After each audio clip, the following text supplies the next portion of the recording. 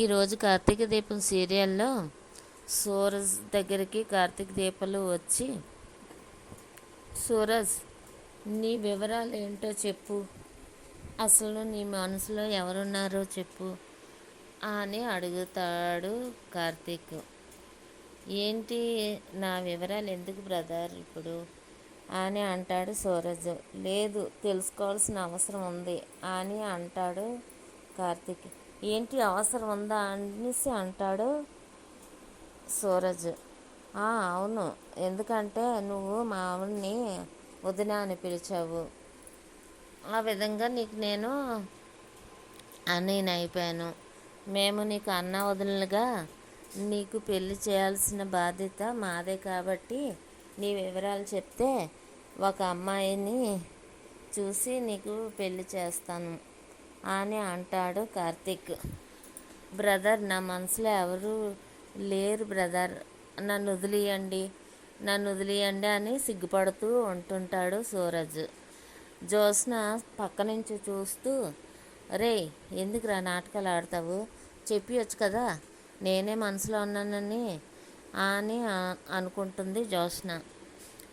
ఈలోగా ఇంక చెప్పు సూరజ్ అని దీప కూడా అడుగుతుంది. అప్పుడు జ్యోత్స్న, ఇప్పుడు వీడు నా పేరు చెప్పేస్తాడేమో అని అనుకుంటుంది జ్యోత్స్న. నా మనసులో ఎవరు లేరు అని మళ్ళీ సిగ్గుపడుతుంటాడు సూరజ్. చెప్పు సూరజ్, ఇక్కడ ఎవరు లేరు, నీ మనసులో మాట చెప్పే, నువ్వు చెప్పిన మాట వినడానికి ఎవరు లేరు కాబట్టి చెప్పి అని దీప అడుగుతుంది. జ్యోత్స్న అని సూరజ్ అనేసరికి, ఇదిగో చూసావా, వీడి కోసం నేను అందరికీ చెప్పాను కదా, చూడు అదే నిజమైంది, వీడు నా పేరు చెప్తున్నాడు, వీడు నన్నే ప్రేమిస్తున్నానని చెప్తున్నాడు అని జ్యోత్స్న వచ్చి మాట్లాడుతుంది. జ్యోత్స్న, నువ్వు ఆగు జ్యోత్స్న అని అంటుంది దీప. అప్పుడు సూరజ్ అంటాడు, నేను అసలు ఇక్కడ ఎవరు లేరని దీపొదిన అంటే, నేను ఇక్కడ జ్యోత్స్న అని అన్నాను, ఈలోగా నువ్వు వచ్చేసావు, ఇక్కడ జ్యోత్స్న ఉంది వినడానికి మాటలు అని నేను చెప్తున్నాను, నువ్వే వచ్చేసావు ఈలోగా, అది నువ్వు తప్పుగా అర్థం చేసుకుంటే ఎలా ఉంటుంది అని అంటాడు సూరజ్. ఒరేయ్, నువ్వు మాట ఎలా మార్చేసావురా, ఎంతలా కవర్ చేసుకుంటున్నావురా, ఉండు అని ఇప్పుడే నేను వెళ్ళి తాత దగ్గరికి వెళ్ళి చెప్తాను అనుకొని వెళ్ళిపోతుంది జ్యోత్స్న. అయ్యో, ఇప్పుడు తాత దగ్గరికి వెళ్ళి ఏం చెప్తుందో ఏంటో అని కార్తీక దీపాలు అనుకుంటారు. అప్పుడు జ్యోత్స్న శ్రీమన్నారాయణ దగ్గరికి వెళ్ళి, తాత, ఈ సూరజ్ ఎంత మోసగాడో తెలుసా, నేను ఎంత చెప్పినా వినలేదు అని అంటూ టేబుల్ మీద ఉన్న ఫొటోస్ని చూస్తుంది. ఏంటి ఈ చెత్త అంతా నీ ముందు వేసుకొని కూర్చున్నావు అని అంటుంది జ్యోత్స్న. నిజంగానే మోసం చేశాడు, అసలు సూరజ్ నిజంగా మోసగాడే. అసలు సూరజ్ ఏమో ఫోటోగ్రాఫర్స్ అవ్వాల్సింది, అలాంటిది ఈ పని చేస్తున్నాడు, ఈ ఫోటోలు చూడు ఎంత బాగా తీశాడో అని అంటాడు శ్రీమన్నారాయణ. వాడు మోసగాడే అని చెప్పాను కదా తాత అంటుంది జ్యోత్స్న. అవునమ్మా, మోసగాడే, చూడు ఈ ఫోటోవు అని ఈ ఫోటోవే తీసుకెళ్ళి నీకు పెళ్లి సంబంధం చూద్దామని అనుకుంటున్నాను అని చూపిస్తాడు శ్రీమన్నారాయణ. తాత, వాడు చాలా మోసగాడు, వాడిని నమ్మొద్దు, నా పర్మిషన్ లేకుండా ఫొటోస్ తీయడం క్రైమే కదా తాత అని అంటుంది జ్యోత్స్న. అవునమ్మా, చాలా పెద్ద క్రైము అని అంటాడు శ్రీమన్నారాయణ. అయితే వెంటనే శిక్షించండి. అక్కడ బావ దీప కూడా వాడిని పక్కన కూర్చుని పెట్టుకొని పెళ్లి సంబంధాలు మాట్లాడుతున్నారు అని అంటుంది జ్యోత్స్న. వాళ్ళు అప్పుడే మొదలు పెట్టేశారా అని అంటాడు శ్రీమన్నారాయణ. ఇదంతా మీకు ముందే తెలుసా అని అంటుంది జ్యోత్స్న. అంటే ఇదంతా మీకు ముందే తెలుసు కదా అని అంటుంది జ్యోత్స్న. తెలుసు కదమ్మా, అందుకే అప్పుడే మొదలు పెట్టేశారా అని అన్నాను అని అంటాడు శ్రీమన్నారాయణ. అయితే మీ మనవరాలతో ఆడుకున్నవాన్ని విడిచిపెట్టేశారన్నమాట, క్షమించేశారన్నమాట. వాడిని అవుటర్స్లో లేకుండా బయటికి పంపించేయండి, ఈ ఫొటోస్ తీసి డస్ట్బిన్లో వేసేయండి అని అంటుంది జ్యోత్స్న. అలాగేనమ్మా, వేసేస్తాను, నేను పడేస్తాను కదా, వాడిని ఎక్కడికి పంపించాలో అక్కడికే పంపిస్తాను, నువ్వు వెళ్ళమ్మా అని అంటాడు శ్రీమన్నారాయణ. చూస్తుంటే తాత కూడా తేడాగా కనిపిస్తున్నాడు, నా చుట్టూ ఏదో జరుగుతుంది. సరే తాత, నేను వెళ్తానని చెప్పేసి జ్యోత్స్న వెళ్ళిపోతుంది. ఎవరిని ఎక్కడ పెట్టాలో అక్కడే ఉంచుతాను, ముందు అంతా తెలుసుకున్న తర్వాత అని అనుకుంటాడు శ్రీమన్నారాయణ. తర్వాత కార్తీక్, దీప, శ్రీమన్నారాయణ, జ్యోత్స్న భోంచేస్తూ, అమ్మ తాతయ్య గారు అగ్రిమెంట్ అందరినీ సైన్ పెట్టమని చెప్పాను అని అంటుంది దీప. అమ్మ, ఈసారి అగ్రిమెంట్ తీసుకున్నప్పుడు ప్రతి ఒక్కరి చేత 2 సంవత్సరాలు కంపల్సరీ వర్క్ చేయాలని సంతకం పెట్టించుకోవాలమ్మా అనేసి అంటే, అవును తాతయ్య గారు, అలాగే పెట్టించుకుంటాను అని అంటుంది దీప. అసలు మనం చాలా జాగ్రత్తగా ఉండాలి, ఎందుకంటే మాలిని మన వాళ్ళని కొనేసింది. అసలు అంటే ఇక్కడ ఎవరో ఉంటేనే అలా విధంగా జరుగుతుంది, కాబట్టి అసలు మనలోనే వాళ్ళ మనిషి ఇక్కడ ఉండొచ్చు కదా అని అంటున్నాడు శ్రీమన్నారాయణ. అవును బాబా, నిజమే అయ్యుండొచ్చు అని అంటుంది దీప. అయితే ఈ అన్నిటికీ ఎవరో ఒకరిని నియమించాలి, నమ్మకమైన వ్యక్తిని అని అంటాడు కార్తీక్. అయితే వీటన్నిటికీ సూరజే కరెక్ట్ తాతయ్య గారు అని అంటుంది దీప. ఏంటి కరెక్టు, అసలు ఏం తెలుసని? అసలు సూరజు అనేసరికి సూరజు వచ్చి, సార్ మీతో ఒక మాట మాట్లాడాలి అని అంటాడు. సరే, ఏంటి సూరజ్, నువ్వు ఎప్పుడు మాతో కలిసి భోంచేసేవాడివి, అలాంటిది మాకంటే ముందే భోంచేసేసావేంటి అని అంటాడు శ్రీమన్నారాయణ. లేదండి, నాకు ఆకలి వేసింది, అందుకనే తొందరగా తినేసాను అని అంటాడు Suraj. All right, very good అని అంటాడు శ్రీమన్నారాయణ.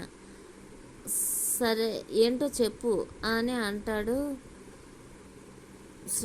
శ్రీమన్నారాయణ. నాకు అర్జెంటుగా ఒక 5 లక్షలు కావాలి సార్ అని అంటాడు సూరజ్.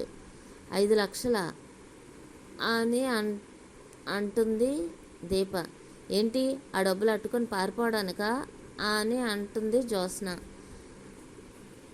అయినా ఏంటి, ఏ విధంగా ఇస్తారు అని అంటుంది జ్యోత్స్న.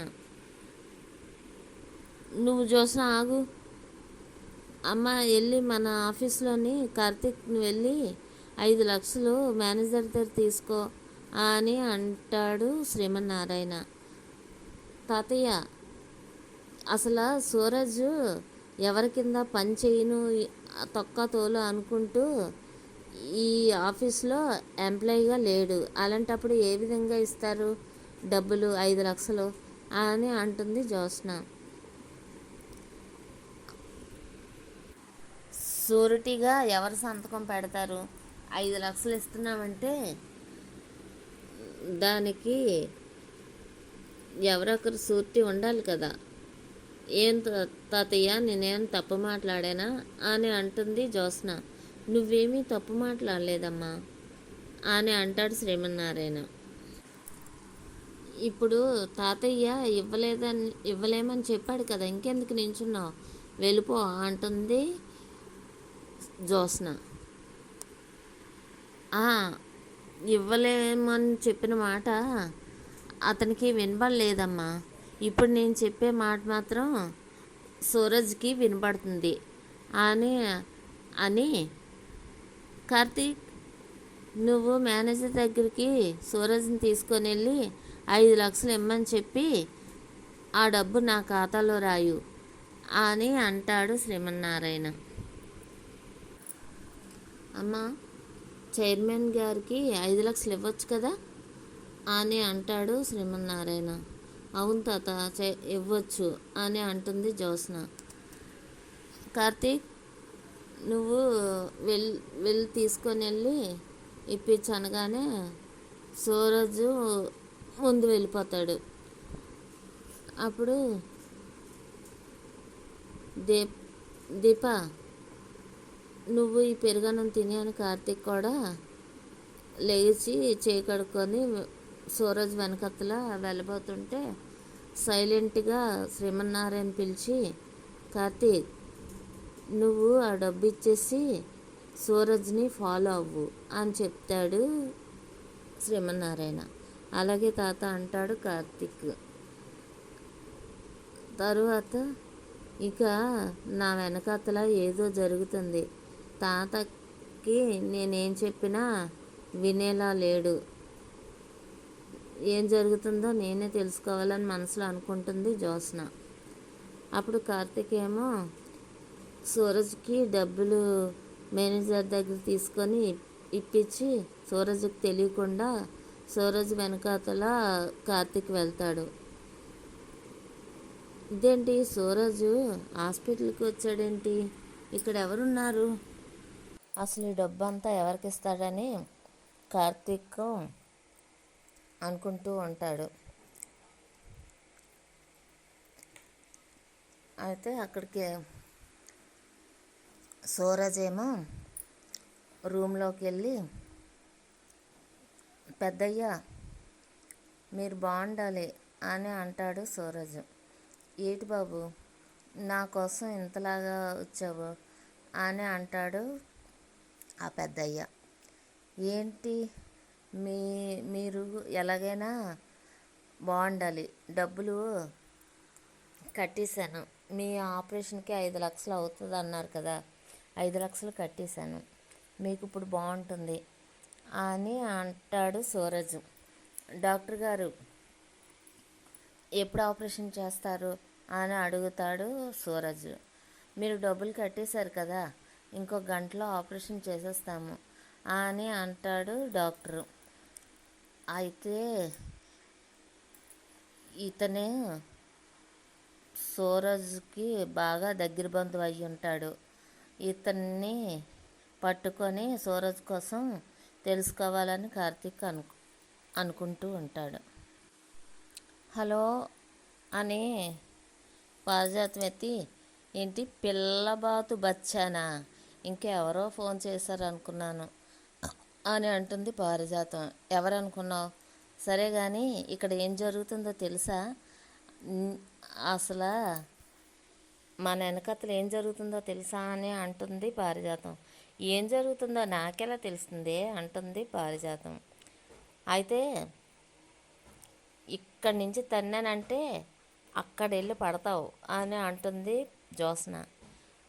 దానికి తన్నడం ఎందుకే, నడుచుకుంటూ వెళ్ళిపోతే అయిపోతుంది కదా అని అంటుంది పారిజాతం. నీ జోకులు ఆపి ముందు నేను చెప్పింది విను. అక్కడ సూరజ్ గారిని ఇక్కడి నుంచి ఎలాగైనా బయటికి పంపించేయాలని అనుకున్నామా, కానీ మనం అనుకున్నది ఏం జరగలేదు, అక్కడ వేరేగా విధంగా జరుగుతుంది. ఏంటంటే బావ, దీప, తాత నా వెనకతల ఏవో గుసగుసలు ఆడుకుంటున్నారు, మనకు తెలియకుండా ఏమో జరుగుతుంది, కాబట్టి మనం ఏం జరుగుతుందో తెలుసుకోవాలి అని అంటుంది జ్యోత్స్న. ఏంటే ఆ ముసలాడు అలా ఉన్నాడనా? నువ్వంతా బయట పెట్టేశావు కదా, వాడిని ఎలాగైనా కనిపెట్టి సాయంత్రం లోపు బయటికి తగిలేస్తాడులే, నువ్వేం బాధపడకు అని పారిజాతం అంటుంది. ఏంటి బాధపడకుండా ఉండడానికి? ఎక్కడికి పంపించేస్తాడు? ఎక్కడికి పంపించడు. రా బావ, దీప, తాత కలిపి ఇప్పుడే తాత 5 లక్షలు సూరజ్కి ఏదో అవసరం ఉన్నదంటే 5 లక్షలు ఇప్పించాడు అని అంటుంది జ్యోత్స్న. 5 లక్షలు ఇచ్చాడా? అయ్యో, నేను అక్కడ ఉంటే బాగున్నే అని అంటుంది పారిజాతం. నువ్వు అక్కడుంటే ఏం చేసి ఉండేదానివి అని అంటుంది జ్యోత్స్న. నేను కూడా 1 లక్ష ఇవ్వమని అడుగుండేదాన్ని అంటుంది పారిజాతం. ఠు అని తిట్టి, ముందు నువ్వు ఎందుకు పనికిరాని దానివి అని అంటుంది పారిజాతాన్ని జ్యోత్స్న. ఆ మాట నేను కదే అనాలి అని అంటుంది పారిజాతం. సరే కానీ అక్కడ ఏం జరుగుతుందో ఒక చెవి వేసి ఉంచు. ఇప్పుడు వాళ్ళు ముగ్గురు ఎలాగా బావని సూరజ్ని పంపించరు.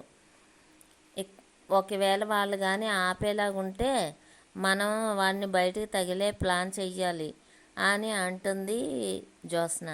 ఒక చెవేటే, 2 చెవులు వేస్తాను అని అంటుంది పారిజాతం. ఇది ఇక్కడ ఎలాగుండగా అక్కడ కార్తీక్ ఏమో హాస్పిటల్ నుంచి శ్రీమన్నారాయణకి ఫోన్ చేసి, తాత ఇప్పుడే కార్తీక్ సూరజ్ ఇప్పుడే వెళ్ళిపోయాడు తాత, మరి ఆ పేషెంట్ హాస్పిటల్కి వచ్చి ఒక పేషెంట్కి ట్రీట్మెంట్ చేయిస్తున్నాడు అని అంటాడు కార్తీక్. ఆ పేషెంట్తో మాట్లాడావు నువ్వు అని అంటాడు శ్రీమన్నారాయణ. లేదు తాత, నీకు ఒకసారి ఫోన్ చేసి మీరేమంటే అది చేద్దామని అని అంటాడు కార్తీక్. అయితే సరే, నువ్వు అక్కడే ఉండు, నేను వస్తున్నానని చెప్పి హాస్పిటల్కి వచ్చి కార్తీక్ శ్రీమన్నారాయణ లోపలికి వెళ్ళి సెల్లోని సూరజ్ ఫోటోవు ఆ పెద్ద ఆయనకి చూపిస్తాడు. ఇతను ఎవరో తెలుసా అని అడుగుతాడు శ్రీమన్నారాయణ. ఆ సూరజా, అతను నాకు దేవుడిచ్చిన బంధం అని అంటాడు ఆ పెద్ద ఆయన. దేవుడిచ్చిన బంధం అంటే అని అంటాడు శ్రీమన్నారాయణ. చిన్నప్పుడు అతన్ని నేను పెంచాను. వాడికి 4 ఏళ్ల వయసు నుండి నేనే అమ్మా నాన్న అయ్యాను. వాడికి అమ్మా నాన్న లేరు. నా దగ్గర 4 అనాథుల కంటే వీడు నాకు ముఖ్యమైన వాడయ్యాడు. కానీ మిగతా 4 నన్ను మర్చిపోయారు. కానీ వీడు మాత్రం నన్ను ఎప్పుడు మర్చిపోలేదు. ప్రతి నెల నాకు డబ్బులు పంపిస్తూ ఉంటాడు. ఇప్పుడు నా ఆరోగ్యం బాగోపోతే డాక్టర్లు ఆపరేషన్కి 5 లక్షలు పడతాయన్నారు. ఆ 5 లక్షలు కూడా ఇప్పుడు తెచ్చి కట్టాడయ్యా. అలాంటి మనిషి ఎవ్వరూ ఉండరు, అంత మంచోడు. అయినా సూరజ్ కోసం అడుగుతున్నారు, మీరెవరయ్యా అని అంటాడు పెద్ద ఆయన. సూరజ్ మా కంపెనీలోనే పనిచేస్తున్నాడు అంటాడు శ్రీమన్నారాయణ. సూరజ్ ఎవరి దగ్గర పని చేయడయ్యా అని అంటాడు పెద్ద ఆయన. అంటే మా కంపెనీ అడ్వైజర్గా పనిచేస్తున్నాడులే అని. సరే, మేము ఇంకా వెళ్ళొస్తాం అని చెప్పి కార్తీక్ పద అని చెప్పేసి వెళ్ళిపోతారు. కార్తీక్, అసలు ఏం జరిగిందిరా అని అడుగుతుంది సుమిత్ర. ఏమైంది అత్త? తాతయ్య మీకు ఏం చెప్పలేదా అంటే, ఏం చెప్పలేదురా, అసలు ఏం జరిగింది, అలా ఉన్నారు అని అంటుంది సుమిత్ర. ఈలోగా కార్తీక్ కార్తీక్ అని పిలవగానే వస్తున్నాను తాత అంటాడు కార్తీక్. సరే పదరా అని చెప్పి సుమిత్ర కూడా వెళ్తుంది. మీరందరూ ఇలా కూర్చోండి, మీ అతడితో ఒక విషయం మాట్లాడాలి అంటాడు శ్రీమన్నారాయణ. ఏంటి మాట్లాడాలి చెప్పండి అనేసి అంటే, అసలు సూరజ్ అమ్మ నాన్న ఎవరో తెలిసిందా అని అడుగుతుంది సుమిత్ర. అన్ని ఆశలు పెట్టుకోకమ్మా, సూరజ్ ఒక అనాథ, సూరజ్కి ఎవరు లేరు అని అంటాడు శ్రీమన్నారాయణ. అనాథ అయితే ఏంటి, గినాథ అయితే ఏంటి, వాడిని బయటికి పంపించడానికి అని ఇవన్నీ ఆలోచించడం అవసరమా అని అనుకుంటుంది జ్యోత్స్న మనసులో. అయినా సూరజ్ కోసం మనం ఇవన్నీ ఎందుకు తెలుసుకోవాలి, వాడు అనాథ అయితే మనకెందుకు, వాడి కోసం మనం ఎందుకు మాట్లాడుకోవాలి అని అంటుంది పారిజాతం. పారిజాతం నీకేం తెలీదు ఊరుకో అని అంటాడు శ్రీమన్నారాయణ.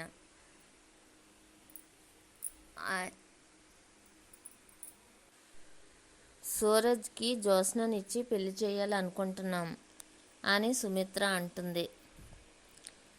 ఆహా, నా వెనకాతల ఏం జరుగుతుందో ఇప్పుడే నాకు అర్థమయ్యింది అని అనుకుంటుంది జ్యోత్స్న మనసులో. అది కాదే, సూరజ్ నీకు భర్త అయితే బాగుంటుందని దీప అంది అని అంటుంది సుమిత్ర. అయితే దీప చెప్పాడని బావ చెప్పాడని ఒక అనామకుడిని తీసుకొచ్చి నాకు పెళ్లి చేస్తారా? దీపని నేను 10 సార్లు అనాథ అనాథ అనేసి ఎక్కిరించానని ఇప్పుడు నాకు ఆ అనాథనిచ్చే పెళ్లి చేస్తారా అని కోపంగా అంటుంది జ్యోత్స్న. జ్యోత్స్న జ్యోత్స్న నీకు సూరజ్నిచ్చి పెళ్లి చేద్దామని మేమందరం అనుకున్న తర్వాతే వాళ్ళని సూరజ్ కోసం తెలుసుకోమని పంపించాము అని అంటాడు దశరథ. మీరు ప్రేమతో చేసుంటే ఒక అనామకుడిని అల్లుడిగా తెచ్చుకుందిరా అని అంటుంది. ఈ ఎపిసోడ్ ఈరోజు ఇంతటితో ముగుస్తుంది.